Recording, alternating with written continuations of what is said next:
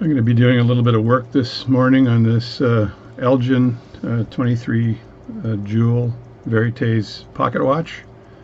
The problem with this watch seems to be that the bead error is a little high. As I said in the previous video, it's running around 6.5, 6.7, somewhere in there, which means that the impulse jewel is not completely aligned at rest with between the banking pins and then aligned with the shaft of the escapement.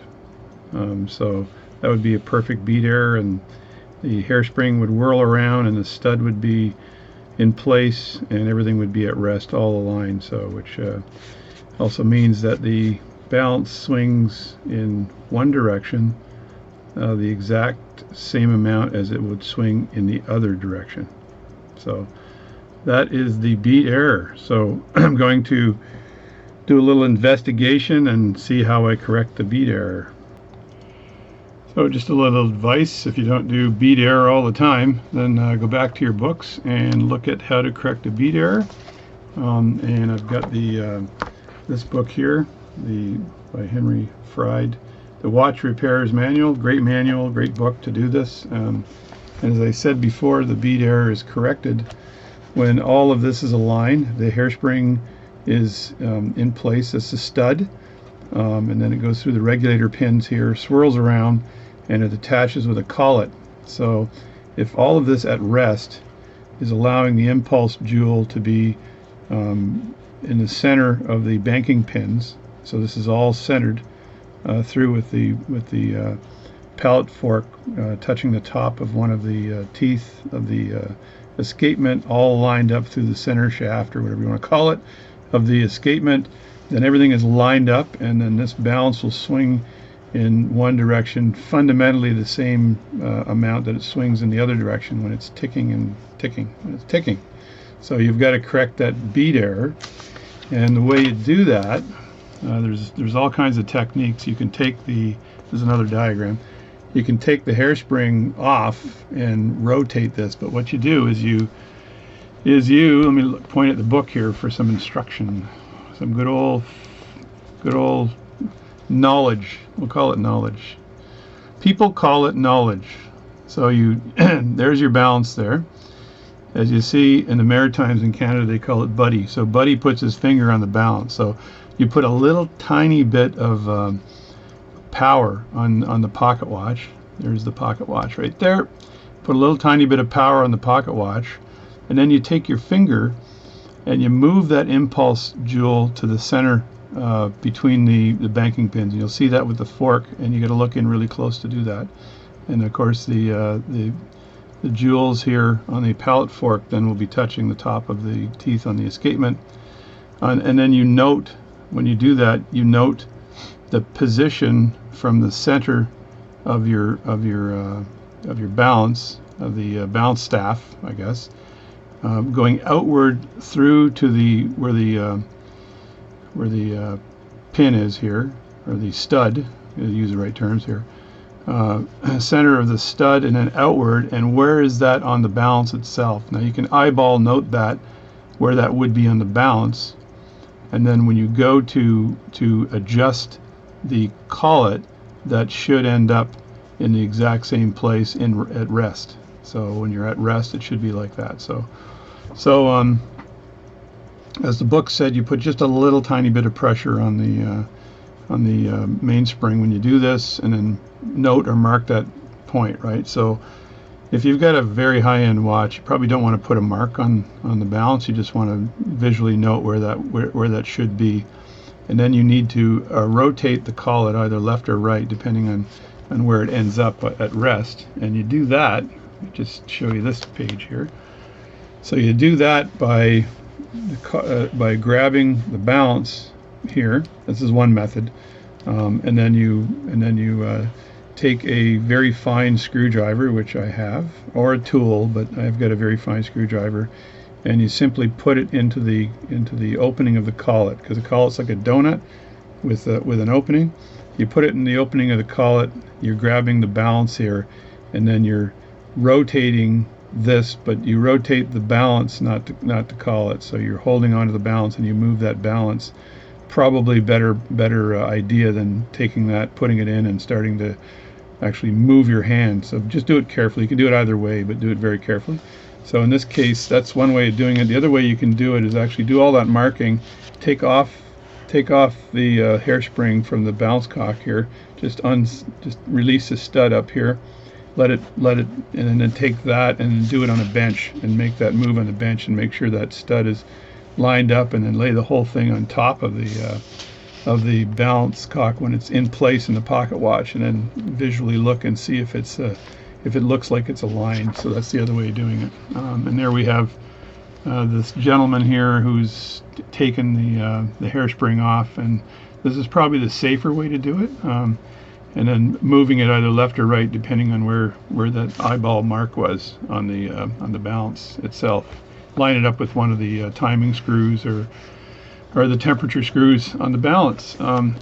Luckily, I just invented this new tool, and this is the I got to give it a name so I'm famous someday, right? So this is the JD double balance tack. The JD double balance tack. 100 years from now, they'll go, what is this guy that said, hey, let's just do two?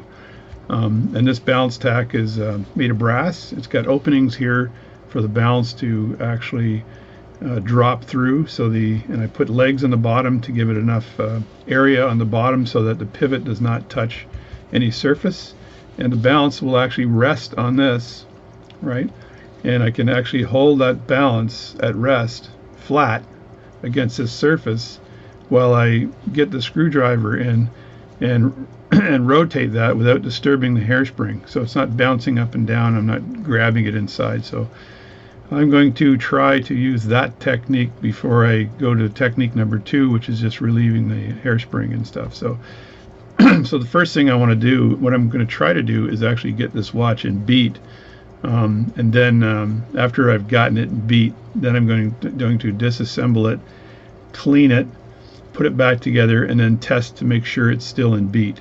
I was thinking about this last night and thinking, okay, should I clean it all up, make sure it's running really well, and then put it in beat, or should I put it in beat and then clean it up? It's just one or the other, right? So I think the cleaning may affect the beat a bit, but if it's uniformly dirty, right, i.e. the hairspring or the balance assembly is dirty, then it's uniformly going to be in beat or uniformly going to be out of beat. So I don't think there's an advantage either way. So you take these put little protective things. I was trying to find another cork for this, so little protective, and as you know, I use the term jobby-do because I think as you get older, like I said before, you lose all your nouns.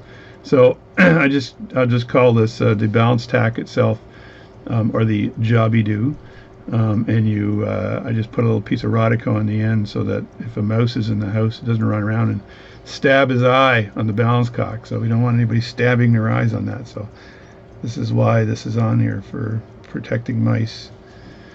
And if you believe that, anyway, so I'm going to use this, but first I'm going to check the alignment of the balance itself and see if it's in beat or out of beat. So let me pause the video so I don't lose all this wonderful information, and then we'll check the alignment of the balance. It's International Dirty Mat time. So there's my mat. I should really sweep this before I start, which I'm going to do, but here's the watch here. As I can see, and hopefully the owner, BJ, has seen this already, but there's a small dent right on top of this dust cover. It's very difficult to see, but I'm just looking at that and saying, okay, just make sure he knows I didn't do that. So small dent on there. I'm sure he trusts me. And then I did trim my fingernails this morning, so they were not ungodly. Also, I'm looking at the screws on the top of this barrel, and it looks like one of them is higher than the other two.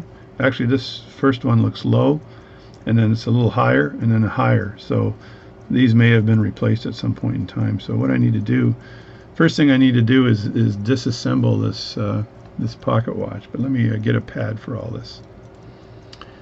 Alright, so this is lever set, so I pull the lever out. This lever actually doesn't stay very well. There's another little point here I'd like to make. And so I pulled it out before and then just pulled it a little bit further like that, and now it snaps into position. And I want to move those hands to see how that moves back. So that's something I can check. But as BJ probably saw that before and saw that there was an issue with the that lever for the lever set mechanism. So you want to be able to pull that out, and I'll just pull that out and set the time. And another little problem with this pocket watch that I never knew about. So as the problems mount up, they mount up. They're not that bad. So there we go. And the hands are fundamentally aligned, and that's so when I remove the hands, it's not as I can get my hand removers underneath there and not worry about anything. So I'm going to try to keep my fingers away from the dial here and close the lid. Flip this baby around and have a look in here, and there we go. And we've got two large screws there. Get my large screwdrivers and just take this out. I should turn a light on here before I start, and we just get the. Alright, I got my new overhead lamp, which is great, and I can actually see stuff now, which is also great. So I want to be very careful here as I remove this. There's another guy online who's been helping me with some of the technique. He's got 67,000 hours behind the bench, as he said, and that's a lot of hours behind the bench. He actually, when he grabs the screwdriver, he uses kind of a different way of grabbing it, which I can't do. He drops his finger down and to do that, and I don't think I can actually flex my finger down in this hand, because this is the picking hand, not the guitar hand. So it's a little trickier getting these case screws out when you've got a case that's when it's cased in a hunter case with a lid. So I just wait for that ticking sound here. And come on. Oh, there we go. And it just tells me that the screw is as far out as it can possibly be, and it should just lift out like that. So there's the screws. I know I'm touching this with my fingers today, but I don't want to drop it. If I put gloves on, then there could be a different problem altogether. I'm looking at this barrel again too, thinking that might be a bit of a challenge there. And the balance, I'm going to put just a little bit of wind on that too, as it was stated.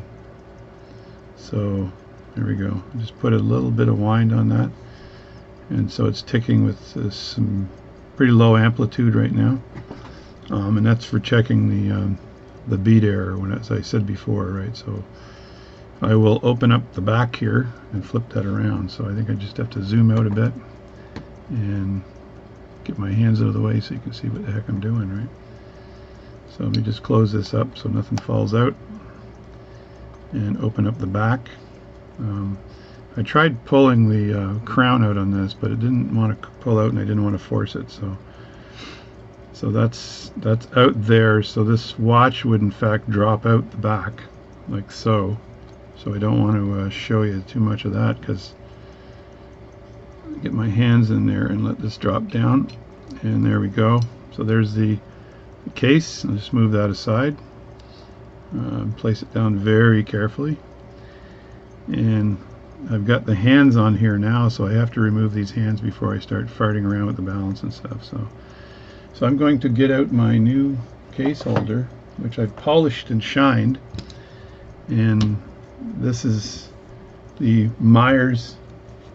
If you can find one of these, and go get it. It's a Myers movement holder. I said case holder. I use the right terms here.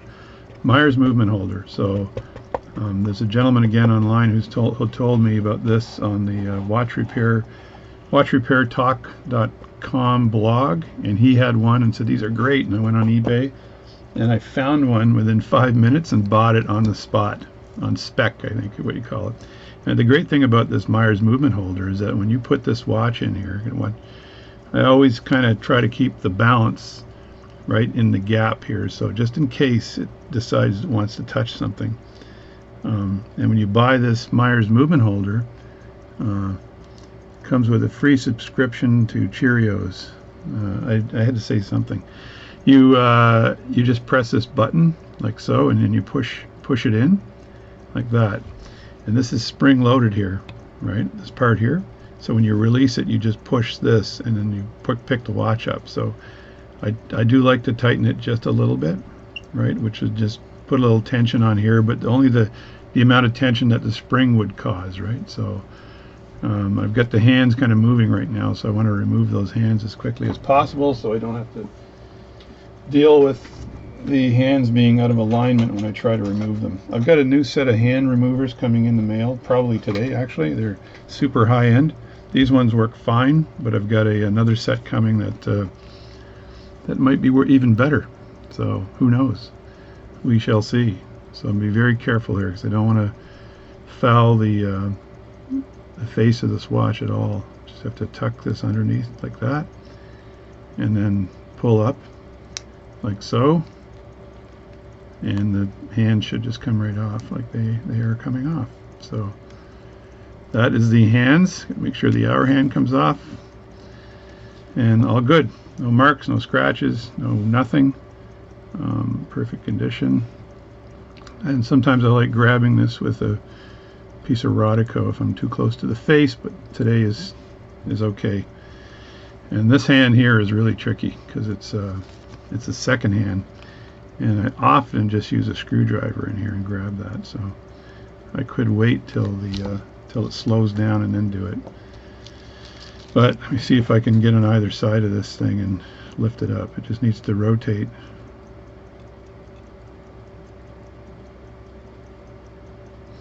Yeah, I mean, you need to get closer to this. Well, good, the watch stopped, so it's a positive note. And then I want to get a little piece of paper here on either side of that, so just pardon me while I pause. All right, this is my little piece of wedged paper here to take off the seconds hand. So I'm going to remove that. All right, I'm going to zoom in a bit here and just get my screwdrivers on both sides of the second hand and just kind of move it up, wedge it up, and get it out of place. There we go. So that's the second hand out of place. And I just used a piece of paper that I have here, and just move this over the top and then get this piece of paper out of place. And put that back where it belongs, behind me. So there we go. So there's the watch with the face on. So just to make sure I've got no problems with the face, I'm going to remove the dial the dial screws here and put everything back. Let me speed this up later. Someone told me that it's a guy that's not a watch guy, but he said should probably just go through this stuff and go through it fast, like removing the dial screws. I can just remove those and lift the face up. So I'll pause it. This had 3 screws on it, so I just loosen those dial screws and then take my screwdriver, put it in there, and then turn it just a bit to wedge it, and then the dial comes right off like that. So that's the dial off, and I just want to remove some of this stuff here that's on here. So we got a dial washer, and it looks like it's pretty, I think I'm shakier this morning than I normally am. So I had my coffee this morning, so I put the dial washer aside and then lift up the hour hand, or the hour gear. Hour gear. I think today I'm going to try to actually use the right terms for everything. Sometimes you can remove this gear just by pulling up on it without removing anything else. Sometimes. And other times you have to remove all of this stuff. So it could be other times today.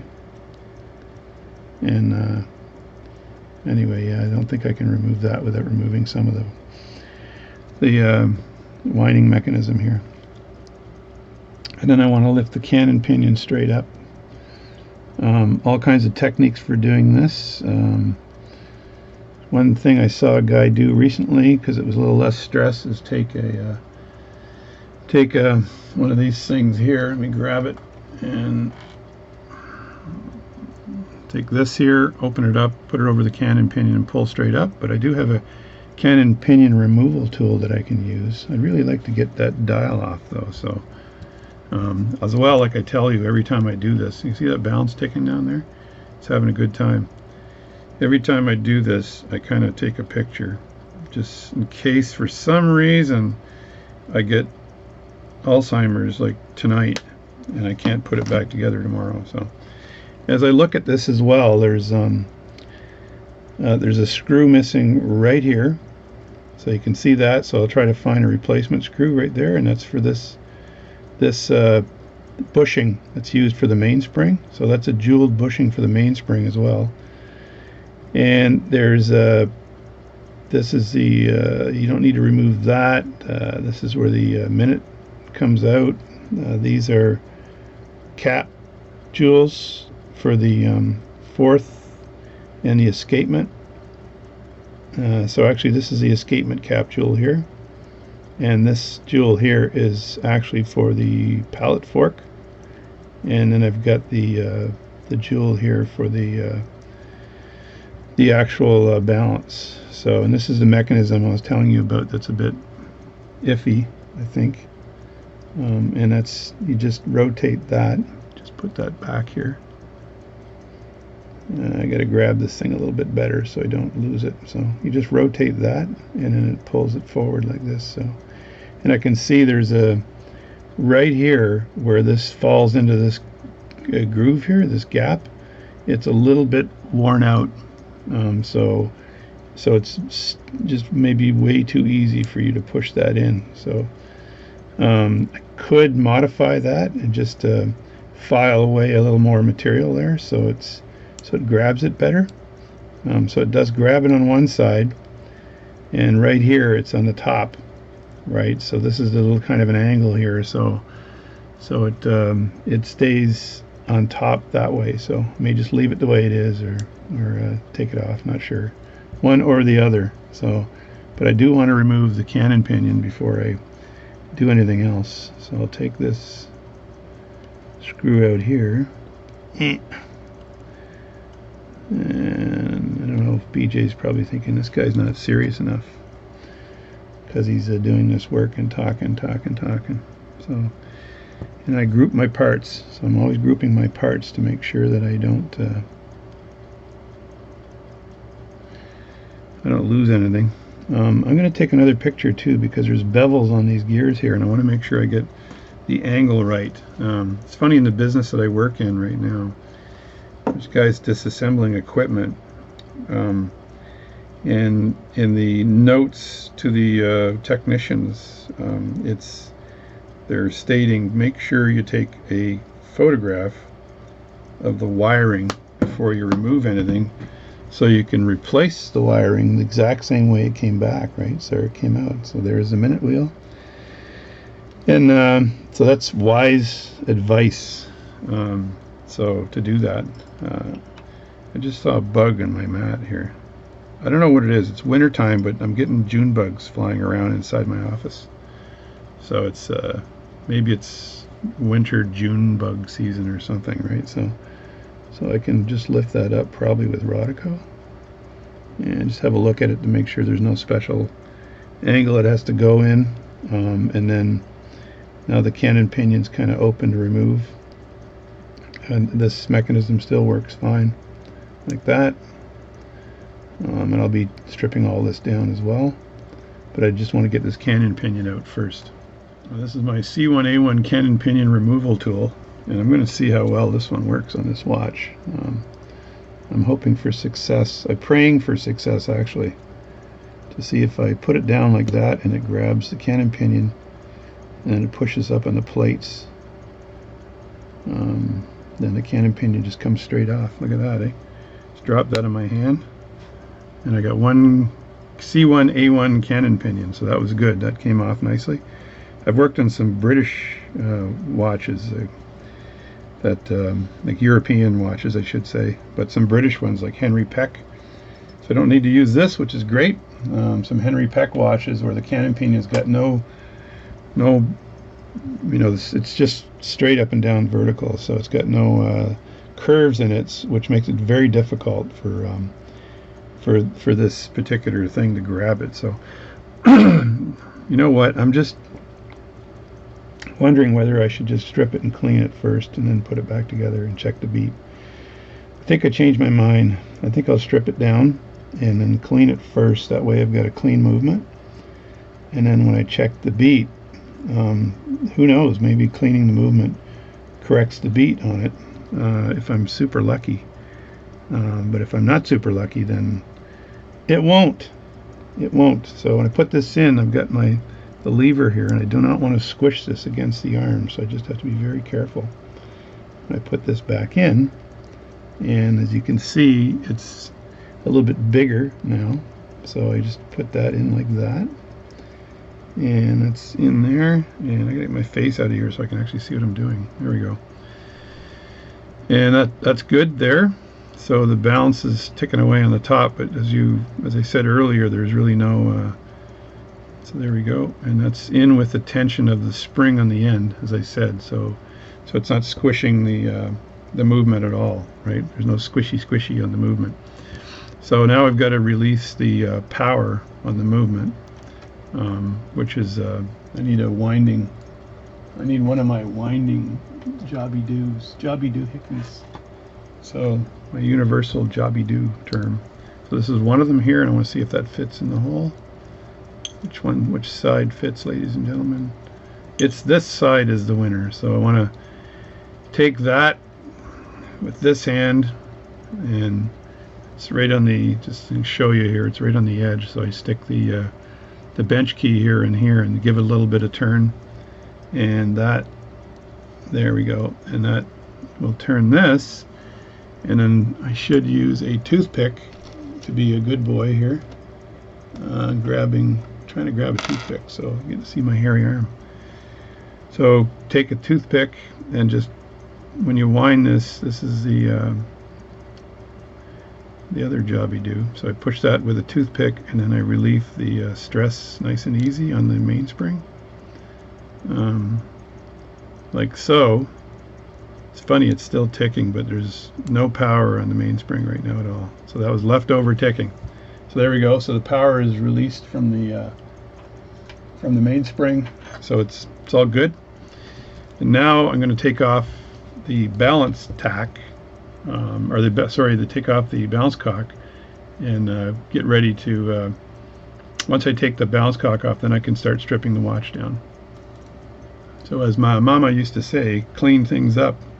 Clean up your room. She used to tell me that all the time, I think. Clean up your room. I have 3 kids, and they're all old, and now I can't tell them to clean up their room, but I bet you any money they're telling their kids to clean up their room. So I'm going to try this side here with this, and this is the first time this new tool that I built will receive an actual balance. So stand by to be excited, okay? So I'm going to just loosen, make sure I'm thinking about everything here as I do this. So loosen the balance. It's always good to, like, these brass tweezers won't scratch anything, so it's always good to keep. I'll use a toothpick just because I freaking care. That's why. So it's always good to keep the balance down here when you're moving the screw, because it'll lift things up, and there is a very small probability that you might have a problem with that. So I'm gonna get a little pot here and then just glue the pot on there on the edge, so I can just put the screw into that little tiny pot. That's a great idea, actually. So this is going to be another modification to this device, and the pot probably will be in the middle here to do that. So there's the balance, and I can just wedge my screwdriver under there. And now comes the tricky part. I can turn this around this way. It's got little leggies on it now, and I want to lift this up, and it's adjusted, and it's a very beautiful balance. So I want to be very careful doing this, okay? Very careful. So lift that up and tilt the movement over a bit, because that'll help lift it out of place. And then I think I'm going to have to use the small tack, because it looks like this tension on the balance would require the small tack and not the large tack. And I don't even know if that's going to drop down. It might not. So my wonderful theory may be off here. Alright, so now the balance is just sitting there. So there's the problem I have with this particular tack. It is not allowing the balance to go all the way down. So, which means I've got to modify the tool, put this particular tack on the lathe again, and then trim off a whole lot of tack so I can lower that, right? So in this case, after I've cleaned the watch and I've reassembled it all, what I'm going to do is check out the beat, like where the alignment would be from the top before I put this together, because in this case here I am going to remove the stud here and the balance. So, and I can remove the stud, like take the screw off the stud while it's sitting on here, which is probably what I should do next to relieve the tension, right? So then I can deal with whether this thing is in beat or not. Even though the book says you can do it lined up, I know you can do it sitting on top as well. It's a little trickier, but it's doable. So that's the question.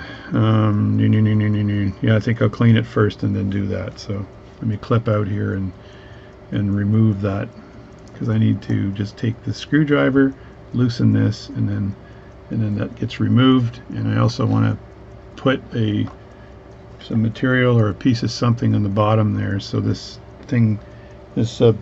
balance doesn't bottom out when I loosen the screw and then push the thing out. So I'm being inventive again. So in this case here, I've taken a piece of faux leather, same leather I had in my other balance tack that I made, and I placed it underneath. I've cut a slit in the faux leather so the balance can drop through, and it's not glued on or anything, just sitting there like that. So now when I release the spring here, when I release the stud from the spring of hair, the hairspring stud, then this should just drop straight down and not cause me any issues. So if I just turn that around and get this stuff out of the way, and I got to make sure I don't lose anything here. So I've got to get this, take away the balance cock screw, holding screw, and I need to get in super close on this, so I need to just kind of turn this screw, which you can't see, which I need to brace the balance and then turn the screw here to release the so that's now turned, and I think it's turned, yeah. And then just push down on the stud and the hairspring that's between the regulator pins, and the whole thing should drop. There we go. So that just dropped nice and comfortably down on that pad, right? And now I can just, for now, just leave that on the pad just like that. So there we go. So it's just sitting on the pad nice and safely.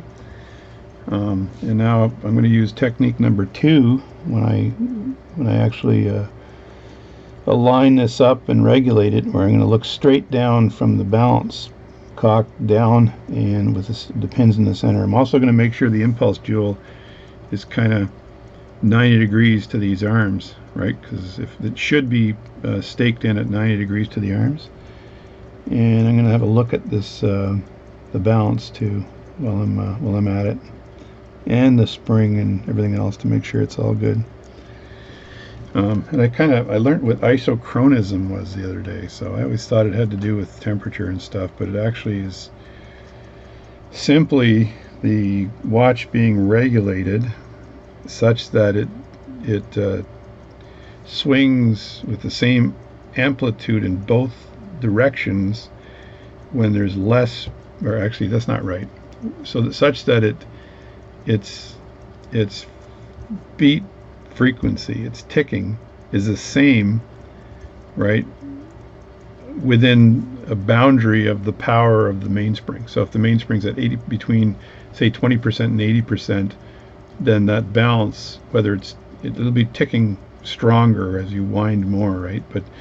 But it should swing fundamentally the same amount, maybe a little less, but that less swinging shouldn't change the frequency of it hitting that impulse, the impulse pin hitting the pallet fork and spinning it back and forth. So it's fundamentally keeping the same time in this window of strength for the mainspring, right? So, and some watches have this thing that regulates or prevents the watch from working inside from 0 to 20% and from 80% to 100% of wind, which ensures that the isochronism of the watch is absolutely perfect, right? So you can Google isochronism. I thought it had to do with temperature. I'm stupid, so I was be-made when I heard that didn't have anything to do with temperature.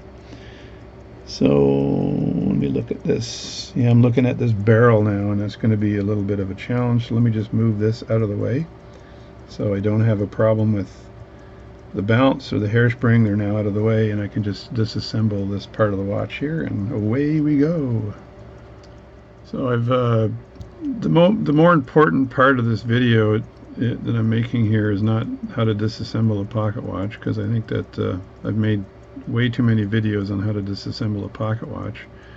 I think it is actually getting this watch in beat and trying to figure out whether the beat error is just due to it not being perfectly angularly symmetrical on both sides, or is it something else. But like I did as I remove parts of this pocket watch, I do notice that there's some things that need to be addressed, which like there's a screw missing on the other side. What's that all about? This jewel, this seems to be different than all the rest of them. So is this a replacement? I look at the jeweled barrel here, and I can see 2 screws being exactly the same and this one being smaller. So is this screw actually a replacement? And I have to make sure that when I put them back, I put these screws back in the same holes, because if it's a different type of screw, then I've got another problem altogether, right? So, and I'm just removing the bridge for the pallet fork here as carefully as I can. So just wedging my screwdriver in here. I think this has been in there for 100 years. So anyway, I'm going to strip this watch down very carefully. So just looking at how this thing is put together here, and I don't think I have a problem, but I'm going to strip it down anyway, and then I'll get back and make sure this is all good and nice and dusted off. So I removed the screw for the bridge for the pallet fork, but the bridge doesn't seem to want to lift. So again, this watch is not exactly new, and you got to put a lot of strength when you turn the screws for some of these, but you cannot put a ton of downward pressure, if you get what I mean, because if you do and it slips, like this particular screw slips and it goes into here, you could ruin the pallet fork or other things. So you got to be really careful when you're working with one of these vintage pocket watches. That's why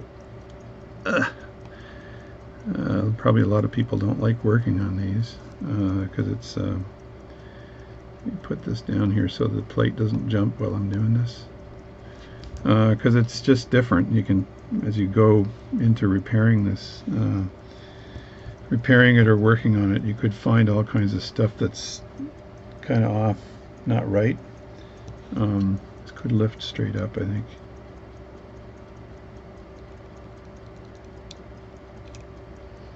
There we go. That's the bridge, and there are the wheels. These are gold, eh? Like these here are 14 karat gold plated, gold filled, gold plated. They're kind of like, I've got a really nice Hamilton 992 grade pocket watch where they're all gold as well. And this is just more fancy stuff. So, when people had these pocket watches back in the day, they would show their friends, and their friends would just be all impressed with this watch, right? So I could wait until lift the other plate, but that's no problem there. And then very carefully grab the escapement. I think when I get in close, it's kind of worse, because the pallet fork doesn't want to let go here. So never force anything when you're doing this. Just nudge it out, and it eventually will come out. There we go. It's out. Seems to be out anyway. What the heck's going on here? I think I got to take a picture of this, because it seems like this is the pallet fork here, and there's a U here and an arm that goes way out to the end of the escapement. I don't think I've ever seen that before. That's kind of cool. So let me take a close-up picture of that, because that could be an assembly issue. So, and because I'm really careful when I take these parts out, I didn't force anything here, because if I lifted it up hard, I would have bent this particular arm, but I didn't. So there you go. So I'm just gonna see if I can nudge that out and put that over here. Yeah, that's an interesting. That's really interesting. I have to look this up, because there's sort of a double arm on the pallet fork, and then there's a screw in the center going straight down, and I think that screw would be holding. Just looks like a screw that's on its own. So you'd think that screw would be doing something, like holding in the cap jewel for the pallet fork, but it doesn't seem like there's anything it's holding in. So I am not sure, ladies and germs. I am not sure. This is another adventure. But I have to just nudge that out and get rid of it. So I want to be very careful how I do that, because it's a very high-end movement, and you want to make sure that there's nothing that you're doing that could possibly affect its performance. So it's usually scary when you do stuff like that. So I'm going to go in here with a screwdriver here and just see if I can give it a little bit of pressure, and just want to get this plate off somehow. There we go. So that plate's nice and loose now. That's been on there for 100 years.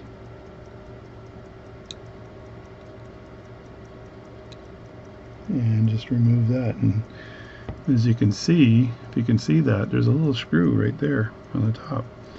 And I'm trying to figure out what that does. Oh, you know what? The cap jewel is there, and that screw is holding a plate on for the cap jewel, but it's so small. The question is, do I want to fart with that? Because that could be a challenge to put back together again. But for now, I'll just leave that there. It's all good. And then very carefully, I might want to remove this with Rodico. Just poke the top of it and lift it straight up. Right? That might be the technique for this one. That way I'm not putting any undue pressure. There we go.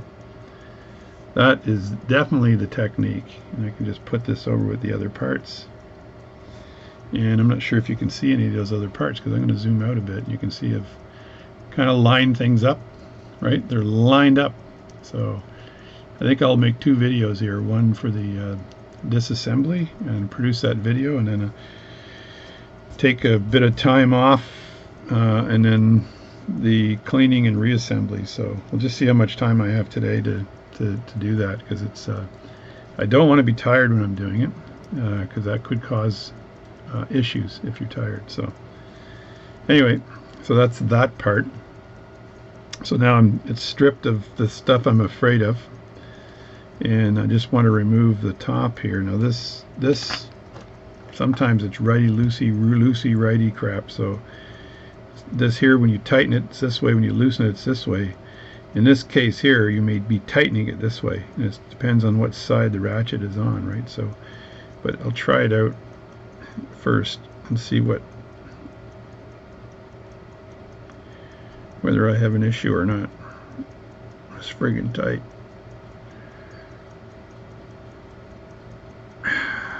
No, that's not moving at all.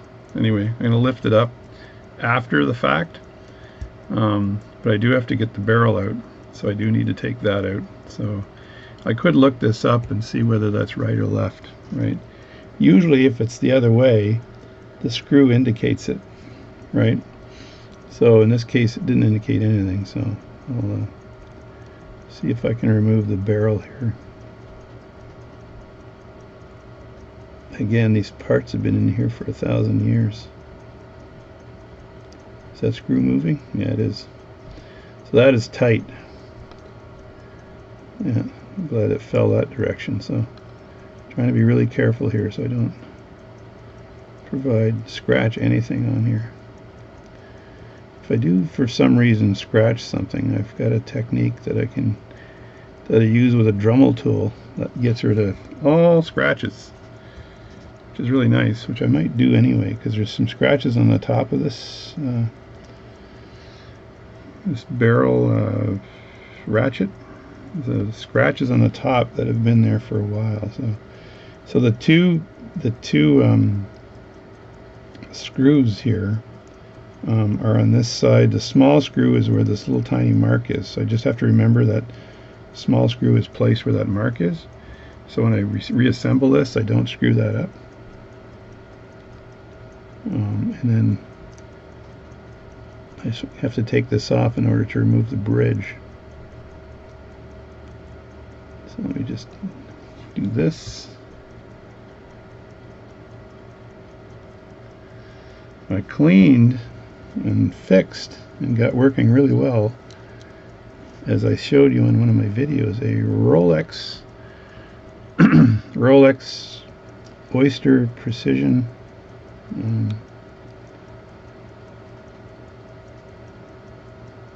alright, that's the small screw here. So a Rolex Oyster Precision Everest, which was kind of neat because of the Everest part, right?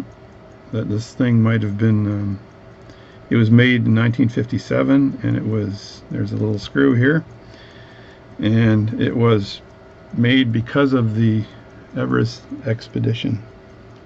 So, and like I said in the video, I may take Rodico and see if I can pop the cover off too, as opposed to wedging it off. So let me see what happens here. Look at that, eh? Whole thing lifted. Perfect. Alright, let's put that aside for cleaning. And there's the barrel. And I'm going to take a picture of this, but I can see there's a bigger opening here and a smaller opening there. This looks like there's been kind of modifications to this thing. So over the years, which means it could be a bit of a challenge to put back together if there has been modifications to it. So, but theoretically I should be able to lift this plate off right now without any real problems. And I might want to put these screws back in place after I've done that so I don't lose them. Might, shoulda, woulda, coulda, mighta, might, wanna, coulda, wanna.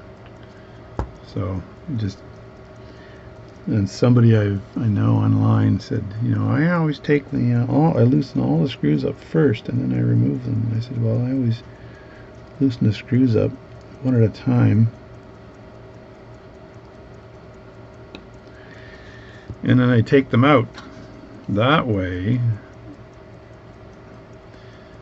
I know they're out of the way and I don't lose them.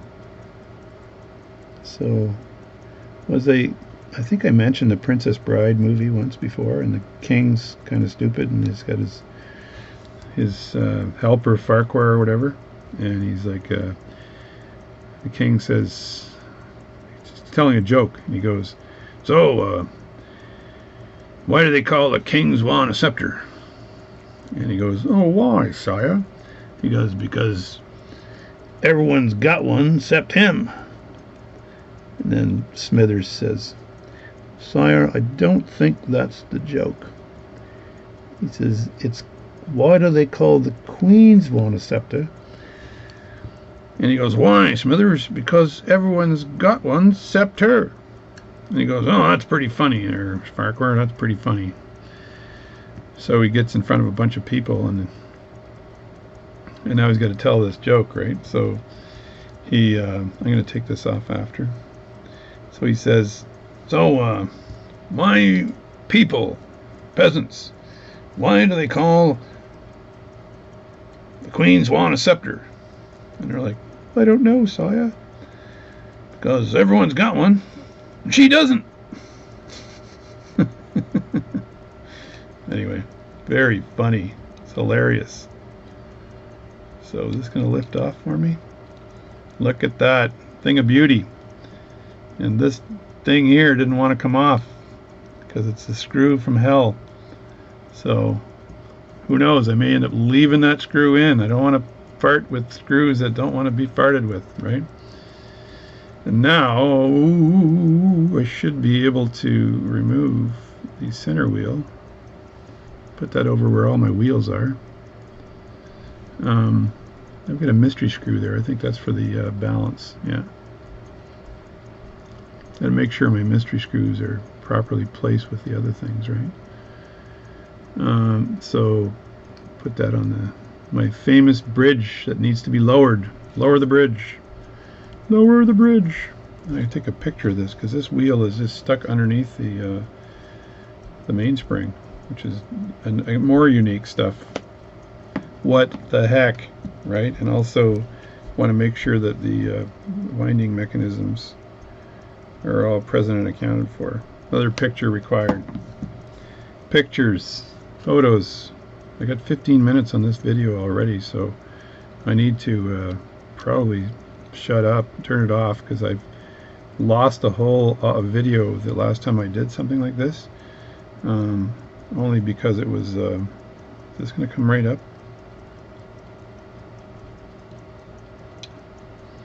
Who knows? Who knows? I need to talk to who, because who knows? There we go. There's the barrel. And this is going to be part one. And there's the second wheel, I guess you could call it, because the barrel's first wheel, second wheel, third wheel, fourth wheel, right? And then the pallet fork and the escapement, so something like that. Anyway, so that's that side nice and cleaned up. So just have to remove this. Actually, didn't I say before I just have to press the button and it releases it? I don't think so. Let me just turn this plate around here, like so. Nice and easy. It's old. It's got some scratches and stuff on it. It's had its day. I'm going to examine all these jewels under a microscope as well, because some of them might be cracked. We don't know. Some of them might not be cracked. We don't know that either. So I'm going to, maybe this plate fits better down lower. No, I think it goes up higher. I don't need to have it secured that much. I should just put it down on the mat. You see if there's anything sticking out. No, it's flat. So I can have it down on the mat. Get it out of the way. And let me just strip down these wonderful gears. Wonderful mechanisms. Just to make sure I got everything here. This is a hard screw to lift up, maybe. It's so big. Make sure that these screws are with their family. I think I got my hands in the way. I need to figure out where the camera really should go, right? And then put it there. I built a device to hold my camera a little lower so I wouldn't have to use magnification that much. And I'm going to take another picture of that, because there's probably a look at that and go, okay, how the heck does that go back together again? So just take a picture of that. Bam, like this. And there's a little spring right there. And so don't use the big giant screwdriver for the little tiny spring. That's stupid. departmentofstupid.com. See if I can do this without using my goggles. Nope, gotta look closer. Yeah, so that's a little tiny spring. Should zoom in for this, eh? Try to keep my fingers out of the way. But my hand here, it's no good. Hand here is not too bad, as long as I've got the work kind of in the way here.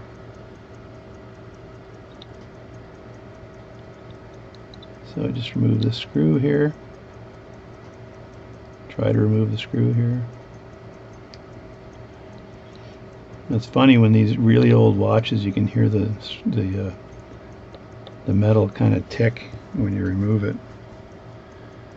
It just goes tick like that. And then I got to make sure this plate, this spring. What did I learn about springs? You learn about springs is you always have a piece of plastic over the top of it when you release it. Otherwise, the spring will sprung. It'll go somewhere you don't want it to go. There we go. So it's not a high tension spring anyway, but still, I learned that lesson a long time ago. And I don't want to be on the floor today looking for parts. So I'm going to make the video of the disassembly so my friend understands that I've actually done some work on this. He knows that it's all a part. And the good news for all this is that the balance and the hairspring are under zero tension right now because I took them apart. So, and I think that is it, ladies and gentlemen. There's no other parts to remove. These parts here are all part of the cleaning when I undo those and deal with that. And that is including, I don't think the barrel, the barrel doesn't have a cap on it. The barrel jewel doesn't have a cap on it. But the bad news is here that there's one of the screws missing from the jewel for the barrel, for the jeweled barrel. As well, I've got to take the barrel apart and figure out how to do that. And again, I usually take a picture of the barrel before I try to figure that one out. Yeah, this is an interesting. It looks like there's a cap on the barrel, which makes no sense at all. So I usually take a picture of that and disassemble it. So part one is pretty much done. I will figure out again, like I say, everything is figure out because there's no, you don't have any historical diagrams that show you how to do this. So, for a particular movement, you just have to be smart enough to figure it out, right? So just took a picture of the barrel here, and I just have to make sure that when I pull the barrel apart, I don't have other issues. Right? Like this should come right out the back end of this when this comes off. And I can see the mainspring in there right now, so all spongy. This is going to be fun to put back together again too, I can tell. So just turn it the opposite way and then pull out. And it should release from the arbor should release by doing that. So there's praying going on right now. There we go. So that's out. So that was the praying, right? So I'll take a picture of that as well. And it does look like those little screws that hold the top on, they end up going back in after, right? Because they're just sitting there on the top holding that jewel in place, right? So could very much put those screws back just to make sure I don't have a problem. And as I said before, and then I'll take them out again after, as I said before, the smaller screw fit where the little mark was. So I looked and there's a little brown mark there. And so that's this screw here that goes right in there. So let me just turn this around and see if I can put this screw back in the hole. Of course, it's going to be tricky because it's sort of sideways. So let's It's micro work, man. Micro work. What I don't want to do is lose the screw, so so I can put that back in. If I zoom in here, does it give you a better appreciation, or is it foggier? It's probably foggier. Hold my breath. Put the screw back in. And the other thing you do is not strip it.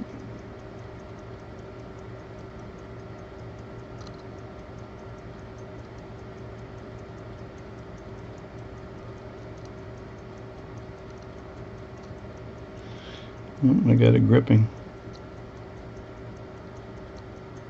I may have to get my super duper up close glasses for this. Or put more light on it, which also helps. There we go. So I put that little screw in here, and then I'm going to put the other two screws in and go from there. Now this is one hefty looking mainspring, so when I take this out, I'm going to have to make sure my eyes are protected. And as I see this mainspring, it looks like it's got a hook here that goes into the barrel. So I'm going to make sure that I'm not compromising that, but I usually wind this out bare hand, so I'm going to do that. I'll show you me doing this. And if I screw this one up, there are mainsprings available on the market, which is great. So, and of course, whatever I screw up, I don't charge the owner of the watch. As I screw up, my minimal profits go down. That's how it works. So, and the good news here is that I don't do this for a living, which means I don't need the money, which means I like to have the money because it's money my wife doesn't have. Did I say that out loud? Actually, it doesn't matter because it goes into the same bank account. So just want to work this out just a bit here so I can get a grip on it and then start moving it around. This is a big fat mainspring. This is like a seriously thick mainspring. Seriously thick 100-year-old mainspring. So now I've got it into this position, and just move everything out of the way a bit. And I can start walking it out, which is, and holding it down as you walk it out. So, because if you don't, it just goes ba-ting, and then you got a whole other issue. So, and this looks fairly set. I don't know whether I should replace this or what, because it does look really set. Although the watch was getting a fairly decent amplitude, so I'm not sure if I just stretch this out a bit, whether that's going to help at all. Or if I have another mainspring I can use. So I do have some Elgin mainsprings in one of my kits that I have. There we go. And that's an interesting hook here. See, it's got a single hook on this side. Let me just zoom in on this one because it's really interesting. There we go. So as you can see, it's got a hook. It looks like it's filed in there, so that's the hook there. And then the barrel has got a groove in the barrel that hook goes through, and then you wind that back in, right? So, and that's how I'll do it when I put the mainspring back after I clean the barrel and get this thing in operating properly. But it's I'm not sure if that's set enough, but I end up wiping this thing down with a cloth, oiled cloth. So I take a cloth like this, and then I put a little oil on it, and I wipe the mainspring down with an oil cloth. And this is an old mainspring as well. So, but to find this kind of an end here, I'd end up having to make one, which is not that much fun. It's all doable. I've done things like this before, but since it's a working mainspring, that's not what I want to do. So we'll leave it at that. I don't know whether I'll videotape the cleaning process because it's just boring as hell. So, and I've showed it to you shown it to you in all my other videos. So, and all I do is I use lighter fluid to clean all this up and dry it up nicely, so I can come back after the cleaning's done and I've soaked everything. I also have to undo these caps here and clean under there, which is you don't want to watch that because that's just boring as heck. Yeah, you undo the screws here, and then you take the caps off, and then you clean each one of the caps, and then you oil it, and you put the screw back on. And that's for those that have caps. So the like where the balance, the lower balance pivot goes through, that looks like it's capped on that side. And yeah, it's definitely capped, but some of the other ones aren't. I'll be able to tell when I look under a microscope and see if the jewels are all good and in order and there's no issue. So that's it. So this is I'll say the disassembly of a 23 jewel Elgin Veritas pocket watch. I could just flip up to talk to you guys for a second, and then end this video. So what you just saw was me disassembling a 23 jewel Veritas Elgin. I don't say Elgin anymore. I say Elgin pocket watch. I'll go about the cleaning in a few seconds, and then I'll do the reassembly, which I might videotape, but I'll maybe videotape parts of the reassembly because there's no big deal in reassembling it. So putting the mainspring back in place will be a pain in the Badinsky. But I've had, every time I've done a mainspring that's been interesting, it's been a pain in the Badinsky, but it shouldn't be too bad. And then I will definitely videotape adjusting the beat on this watch. I have to figure out first whether I want to take some more material off of that balance tack that I put together. The dual JD, there's some arrogance, the dual JD balance tack. Whether I want to do that or something else, right? But I will be checking the where everything lays down, so I can maybe adjust the bead air before I put the hairspring stud back on the balance, using the last method I showed in the book, and that should work. I think I'm wearing my really nice bull of a watch today, right? This is a beauty, man. So anyway, it's all good. And I got my camera hanging down lower now, so that the quality of the video should be a bit better than it was before. So that's the job. I don't think I'm going to replace that mainspring. It had really good strength on it when I was trying it earlier, but I will stretch it out and clean it, which should help it. But finding a replacement for the mainspring might be very, very difficult. If in the future VJ sees that there's an issue with this watch at some point in time in the next 5 years, 10 years or whatever, then he can just get a hold of me and I can replace the mainspring, so it's no big deal. So that's it. So thanks for watching the video, and please subscribe to my channel. There's more stuff coming for you watch nerds out there. I am definitely a watch nerd, and I'll try to do my best job videotaping this and not making it too boring. Just tell more jokes, right? Tell more jokes. Go ahead, make my watch.